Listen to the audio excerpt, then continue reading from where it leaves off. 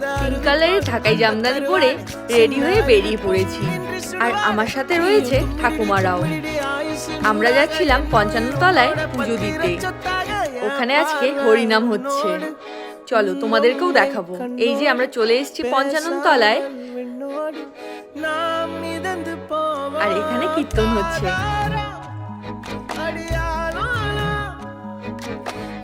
আর এখন পুজো শুরু হয়ে গেছে, তাই বসে বসে পুজো দেখছিলাম। এখানে আজকে খিচুড়ি খাওয়ানো হবে। এই যে আর স্কুলের মাঠে খিচুড়ি খাওয়ানো হচ্ছিল। তারপর আমি আর ওকেও বসে পড়লাম। প্রথমেই পায়েস দিয়ে শুরু হলো, তারপর দিয়ে দিল গরম গরম খিচুড়ি, সাথে বাঁধাকপির তরকারি। শেষ পাতে ছিল চাটনি, পাঁপড় আর মিষ্টি। তারপর আমি আর ওকে বাড়ির জন্য বেরিয়ে পড়লাম। ভালো লাগলে লাইক আর কমেন্ট করে দিও। বাই।